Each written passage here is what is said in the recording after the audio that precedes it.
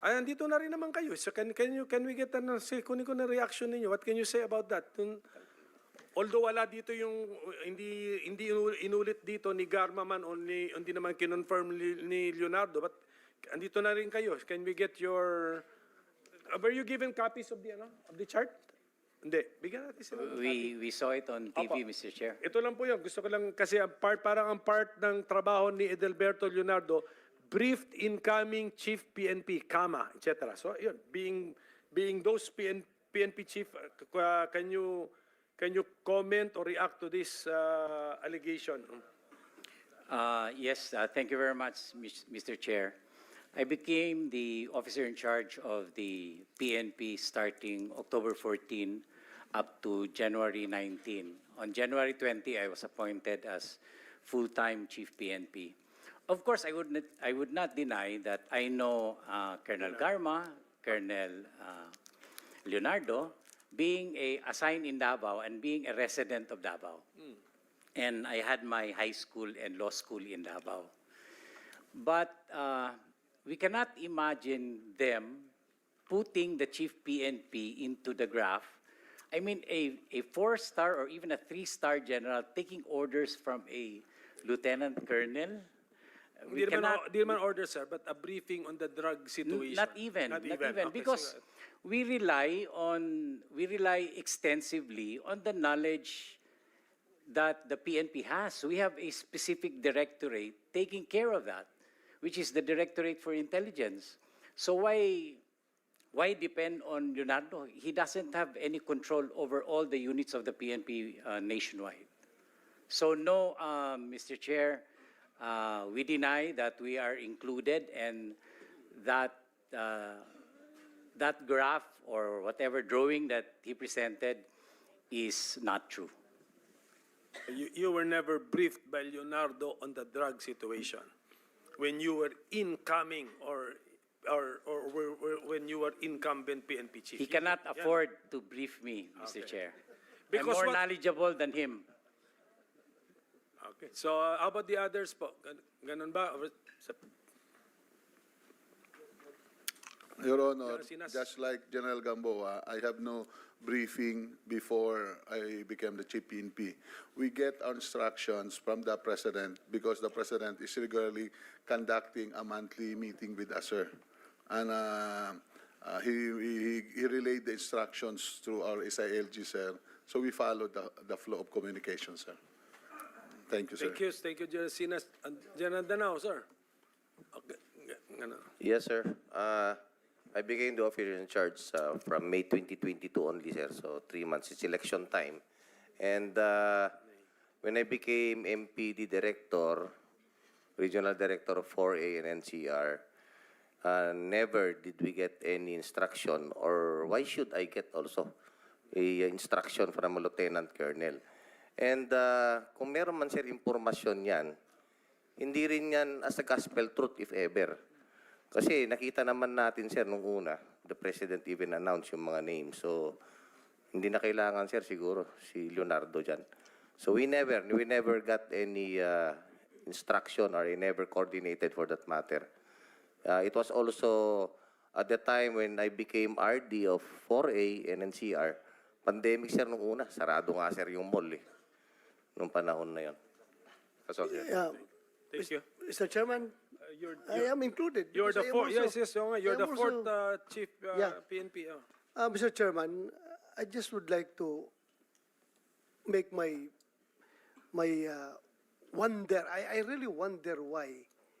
How come a lieutenant colonel is going to brief a 4-star general on what particular field of interest about the drug situation? If I need a briefing about the drug situation of the country, I ask the General Aquino. He is the PDEA Director General. I ask the Director for Intelligence because alam niya yung pangyayari sa Pilipinas. Or I may ask General Ferro, my anti-illegal, my drug enforcement unit chief. Why do I have to get a briefing from a lieutenant colonel coming from region, assigned doon sa Region 11. So I don't see, I cannot, wala akong maisip na dahilan bakit ako magpapabrief dyan sa isang, at that time, he was still major ata, hindi pa Lieutenant Colonel. Lieutenant Colonel naman, nung ako nag-CPNP, never, even a single instance na nag-report yan sa opisina ko, either Leonardo or Garma, they never reported to me. They never report to me. Walang, hindi na kahit isang instance man lang na nag-report sa akin yan. Much more, yung pagbibriefing sa akin. Who are they to brief me? I am the chief PNP. Baka sabihan ko pa siya, you sit down, I will brief you. Mr. Chairman, that's all. Thank you. Thank you. Sure. Senator Villanueva, yes. Hindi, si Muking, tama ba yung pagkarinig ko kay Presidente that sometimes namimigay ka ng pera? Kung totoo yun, anong konteksto nun? Actually, Mr. Chair, hindi po ganun ka-elaborated yung sinabi po ni former President. Na-mention ko po kanina, Mr. Chair, na hindi po ako ang disbursing officer. So, ang sinasabi niya pong support, Mr. Chair, is yun pong office supplies, office equipments, and yun pong gasoline po na binibigay namin sa mga precinct commanders po in every precinct po sa Davao City. So cash na yun? No po, Mr. No? No cash po, Mr. In a form of... kung voucher, mga ganon? Yes, meron po kaming tinatawag na gas slip po, Mr. Chair, yung parang PO slip. Yun po yung kinukuha ng mga police in charge doon sa nakadesignate din po na personnel at hindi po directly from me, Mr. Chair. So can you tell us ano yung mga nahawakan mo ng posisyon sa gobyerno from the LGU of Davao up to kung sa national man? I entered the city government of Davao in 2001. I was appointed as Community Affairs Officer 1 up to Community Affairs Officer 3. Then before the end of the mayorship of the former president, I was promoted again to Supervising Management Officer. And by that time, Mr. Chair, I was seconded to the Office of the President last 2016. So at nung natapos na din po yung term ni Mr. President, nabalik na din po ako sa City Government of Davao, occupying the same position. So all the while, LGU employee ka pala? Yes, Mr. Chair. Thank you for that. Senator Villanueva? Just that one follow-up question. When you were giving this what's that gas? Gas slip. What was your position then in the palace? And not in, I may clarify, Opo. Mr. Chair. Sige po. Sorry for my innocence. I'm just a little bit confused. Yung you were na-mention- you were part of PMS ba or PNP or No, Mr. what? Chair. Sige, please. 2016 po, as I had mentioned earlier, I was seconded po. So, naging Assistant Secretary po ako ng Office of the President. Okay, you're an ASEC. Okay. From 2016 to 2021. And was promoted again to Undersecretary in 2022 before the end of his term. So ASEC naging USEC. National government employee ka? Yes. Yes, as I had mentioned earlier, Mr. Chair, I was seconded po. Hindi, seconded. Ibig sabihin seconded. Don't you remain the employee of your mother agency? You keep the original position, Mr. Chair, but the moment you will be seconded to the different office, you will keep the position of the new office, of the adopted office. Sino nagpasweldo sa'yo? Sige, para lang ma-simplify. Office of the President po, Mr. Chair. So gano'n. Tapos, pagbalik mo na lang sa LGU, parang yung seniority mo doon tuloy-tuloy. Tama? Ganun ba yan? Nabalik po ako sa dati ko pong position, which is the Supervising Administrative Officer. Oo nga. Pero counted yung 6 years mo na as if Plantilla po, permanent position po. sige. Anyway, Yeah, Mr. research na lang Yes, namin Mr. yan. Chairman, Sige po. I will no longer belabor the point. I was just trying to understand clearly from the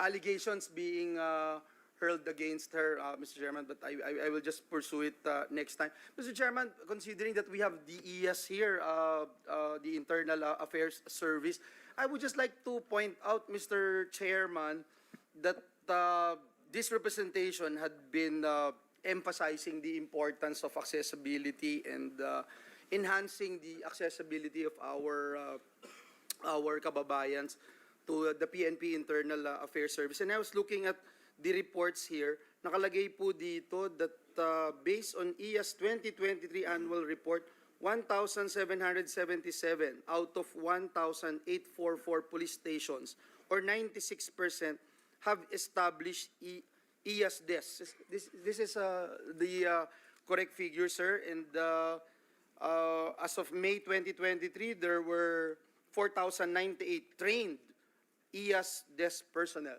Is that the correct statement? Actually, Mr. Senator, ano na po yan? Noon pa to. Noon pa po yan.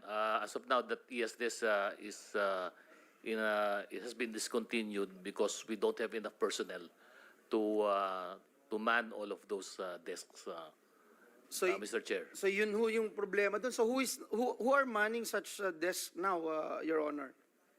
Mr. Chair, if there are personnel available, that these are more in the urban areas. In the suburban and rural areas, we don't have enough personnel. So in the urban areas, we do have a few remaining, but majority... So to date po, sir, I'm sorry, to date, how many ES desks po in public spaces have been established or operating for that I matter? will get the exact figure, Sige, Mr. Chair. Kahit next time na lang. And one last thing, Mr. Chairman, no, nakita ko lang kasi and I cannot just ignore the fact that the IAS reported a 100% case resolution rate in 2022, attributing the same to the implementation of the Case Management Information System, which has revolutionized the way internal investigations are conducted. Mr. Chairman, while this is a commendable feat, I wanted to know sana, Mr. Chairman, what does the term case resolution mean? Suspension of officers po ba? O cases have been filed against erring officers? From the IAS resolution po ba, may mga actions that are implemented or taken against erring officers? Ano yung reparations na I suppose were made to the relatives of the victims, if any, Mr. Chair? Please. Mr. Chair, the 100% case resolution refers to the timeline within which all of the administrative cases should be resolved. Dahil po ito ay summary So hearing. target yun, no? Targets po yun. Ano? So within a certain period or within a certain timeline, we should be resolving all of these cases from the start up to the end, which is the time when we render a resolution for elevation to the Chief PNP. Because our decisions in IAS is only recommendatory, Mr. Chair. Sir, one last po. If has there been any instance where a police was found guilty by the court but the IAS found differently in its internal investigation, or vice versa?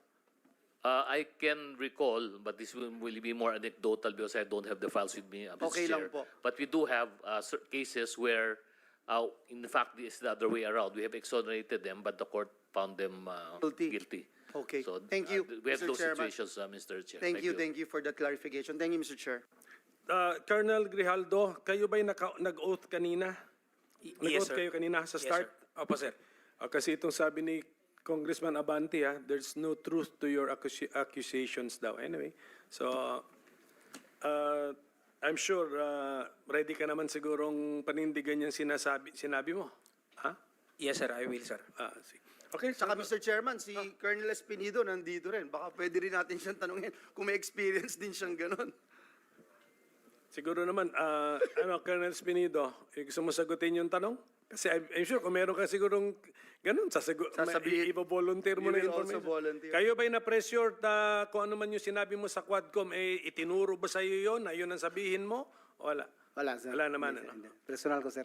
Personal knowledge yan. So, gamay lang. Sige. Seto ba to? You want to interject something? Before Senator Bongo, just a quick Yes, go manifestation, ahead, Senator Mr. Chair. I would like to reserve my question to Colonel Espinedo in the next hearing.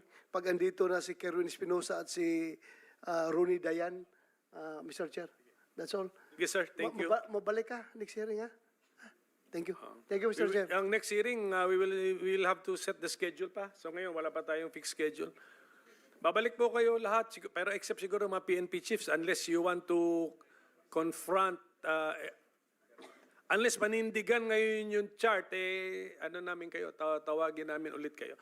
Mr. Chair, kapag andyan kasi sila, Mr. Chair, hindi aalis si President Duterte. Gusto sila- Kaya kasi sila palagi tinuturo. Nandito sila, nandito. Kaya hindi na natin ibitahin to sila uli para mabilis umalis si President Duterte. Thank you, Mr. Chair. Actually, si General Kakuy naman, you're the listed ni Senator Bongo eh. Pero Senator Bongo is now recognized. Yes, please. Salamat, Mr. Chair. Nabanggit na tanong na rin po ninyo kanina kay Colonel Espinedo, no? May few questions lang po. You prepared an affidavit, no? And submitted it to the Quadcom. Ikaw ba mismo ang nag-prepare nito? Ang nag-draft, Your Honor, Mr. Chair, ako. Tapos, pinapaprint ko na lang sa pro bono na abogad na counsel ko, si Attorney Fernandez. At nabanggit mo sa affidavit mo na ang Pogo money po ang ginagamit sa war on drugs. Tama ba ito? According to late Mayor Navarro, Your Honor, Mr. Chair. But personal knowledge, I have... So hearsay po ito. Hearsay. Yes, Ah, Mr. Chair. Kailan at hindi pa uso yung Pogo nung panahon yun? Hindi pa nga natin alam yun eh. Hindi natin narinig. At kailan at anong taon ito nangyari, Colonel Espinedo? For me, Your Honor, Mr. Chair, I've heard the Pogo, 2007 pa siguro nga may illegal gambling na. No? Pero sa what I've said, mention ni late Mayor Navarro, right after na kung matandaan mo, Mr. Chair, Your Honor, na nagtawag ka na cleared na si Navarro kasi nagpunta siya sa inyo na parang nagsasabi siya na hinanap ko siya, target ko siya, when in fact ako ang chief of police at the time sa Uzamis. Wala akong pakialam sa Clarin, so focus ako sa Uzamis. But then dumating din yung punto na parang nagpakialam ako sa ibang lugar na hindi naman totoo. So ang pagpunta niya doon sa office ko, kausapin ako na inutusan mo raw na para maklear talaga siya, hindi na siya matakot sa akin, na since isa din, Your Honor, Mr. Chair, na tawagan ko naman lang, sabihan ko naman lang siya na ikaw kasali, or tinakot ba? So mag-clear siya para magkausap kami na welcome man siya magpunta sa Uzamis, wala man siyang problema din. So yun ang pag-usap namin at the time. So base sa matagal na yun, ano? Base Yes. sa assessment mo, okay na siya, cleared na siya. Yun ang nag-usap kayo. Hindi ko rin alam, Your Honor, Mr. Chair, kasi wala man akong list na paano din i-clear siya kung sakali nasali din siya. So ang katanungan natin dito is sa recollection mo, sa maalala mo, no? Yung sinabi mo, tinawagan kita to clear dito kay Mayor Navarro. Hindi ko lang maalala, mga leader din natin yun doon sa Mindanao. Ang tanong ko lang naman sa iyo, Spini, bakit kailangan siyang magpa-clear sa iyo nung panahong yon? Yun din ang naano ko, Your Honor, Mr. Chair, kasama ko nga yung deputy ko, na bakit magpunta siya para sabihin hindi siya matakot sa akin kasi ang pag-alam niya isali ko siya sa list daw. Yon ang pag-intindi ko na magpunta siya. Kaya pinapunta siya from your end na hindi ako kasali sa watch list. Kaya nga recommended ako sa inyo sir na tumawag si Senator si Sir Bongo sa inyo para to prove na ako wala akong kasali sa list. So, ibig sabihin, kiniklear niya yung sarili niya sa iyo at wala siyang dapat ikatakot. Yes, Your Tama Honor, ba? Mr. Chair. Anyway, yung nakalagay kasi doon sa affidavit mo, no, nung mga nakaraan na nabanggit po yung pangalan ko. Na-mention mo eh. Yes, Na may nagtanong sa iyo doon. Kaya gusto ko lang po i-klaro, narinig mo naman po kanina, wala naman tayong partisipasyon dyan sa war on drugs. Sa pagkaalam mo at gusto ko lang pong tanungin ka muli dito harap-harapan, meron ba akong direct or indirect participation dito sa sinasabi mo? Nung mag-salita ako sa Quad Committee, Your Honor, Mr. Chair, sinabi ko na yon na personal knowledge wala ako. Yun lang ang statement doon sa affidavit na ganun lang ang narinig ko. But personal knowledge to you kung ano ang sitwasyon na ikaw sa about for that matter sa Quadcom na pinag-usapan, wala akong personal knowledge sa inyo, Mr. Chair, Your Honor. Yun lang, gusto ko lang maklaro. So, purely hearsay yung sinasabi mo. Sa narinig mo lang. Yes, Mr. Chair, Your Honor. Yun lang po. Gusto ko lang iklaro. Kasi medyo iba yung narinig natin doon. Nabanggit mo lang ngayon na wala kang personal knowledge. Yes or no? Yes, Mr. Chair, Your Honor. Stated sa affidavit ko dun at yun natandaan ko na true kay Kuan lang, true kay late Mayor Navarro. Pero sa inyo, as I've said, personal knowledge, Your Honor, wala. Okay. Salamat.